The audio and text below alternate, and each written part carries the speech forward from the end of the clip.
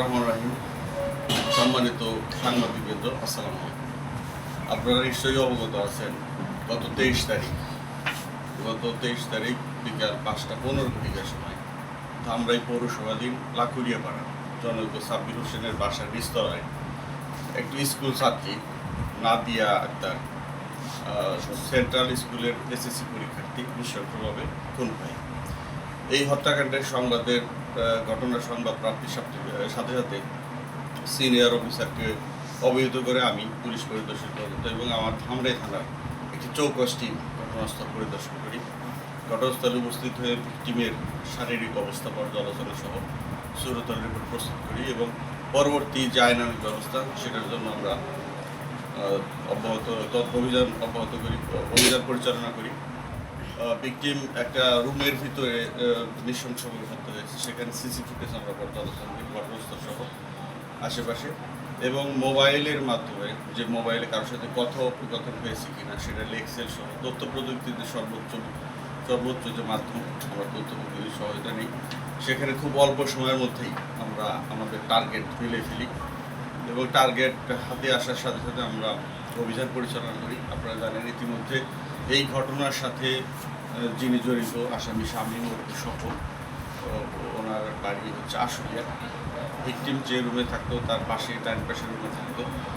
সে ঘটনার দিন বিকাল 5:15 সময় ভিকটিমের বাসায় তার নানুর অনুপস্থিতিতে সে কৌশলে পেঁয়াজ এবং রসুন এরকম ডিম ভাজার কথা বলে পেঁয়াজ রসুন প্রয়োজন সেই কথা বলে ভেতরে প্রবেশ করে যথারীতি তার যে প্রয়োজন ছিল সে বলছে যে আমার টাকার দরকার, টাকা লাগবে।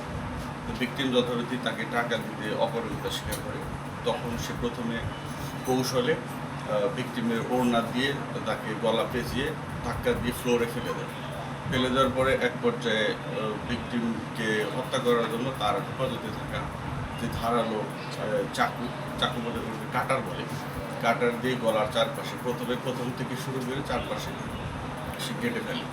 আরও মৃত্যু নিশ্চিত করার জন্য তার পাশে থাকা আঞ্চলিক ভাষায় শিল বা পোতা বলে এটা দিয়ে তার মুখ মণ্ডল বা কপাল থেতলে দেয়। এই ঘটনার স্বীকারোক্তি অনুযায়ী আমরা তাৎক্ষণিক তাকে জিজ্ঞাসাবাদ করি যে এবং ভিকটিমের কাছ থেকে আপনারা জানেন, ইতিমধ্যে জেনেছেন যে ভিকটিমের শরীরে থাকা বিভিন্ন অর্নামেন্ট স্বর্ণালঙ্কার সে নিয়েছে। সেটা তাকে জিজ্ঞাসাবাদ করে তার হেফাজত থেকে আমরা ইতিমধ্যে সেই কানের দুল ভিকটিমের এবং ভিকটিমের নানি যিনি শনাক্ত করেছেন কানের দুল উদ্ধার করতে সক্ষম হয়েছি এবং হত্যাকাণ্ডে ব্যবহৃত যে শিল এবং পোতা এটাও আমরা উদ্ধার করতে পেরেছি।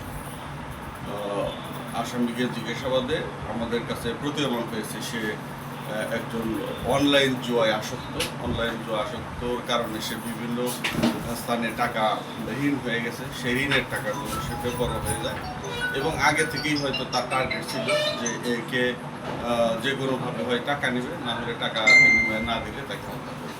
যথারীতি তার হত্যার যে টার্গেট অনুযায়ী সে হত্যাকাণ্ড সংগঠিত করে এবং শেষে তার শরীর থেকে সেই গহনা চুরি করে নিয়ে যায়।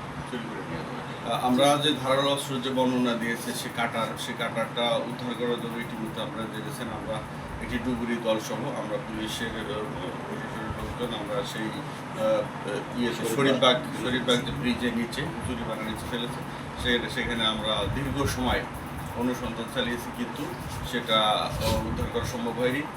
হয়তো আরও পরবর্তী মামলা তদন্ত সাপেক্ষে হয়তো আমরা আরও হয়তো অভিযান চালানোর মতো পেয়ে যেত। আদালতে স্বীকারোক্তি দেবে মর্মে সে জানিয়েছে। যদি আদালতে তার ঘটনা পুলিশের কাছে এবং প্রকাশ্যে যে স্বীকারোক্তি দিয়েছে সেটা যদি বিজ্ঞ আদালতে যথাযথভাবে প্রয়োগ করে তাহলে হয়তো আমরা রিমান্ডে আনার প্রয়োজন মনে করছি না, কিন্তু যদি স্বীকারোক্তি না হয় সেক্ষেত্রে আমরা রিমান্ডে মামলা মূলত এই ঘটনার সাথে ক্লিয়ার মেসেজ একটাই, সেটা একজনই জড়িত। যেহেতু সে নিজেই বলেছে যে হত্যাকাণ্ডের সাথে সে নিজেই জড়িত এবং এর সাথে অন্য কেউ জড়িত নয়।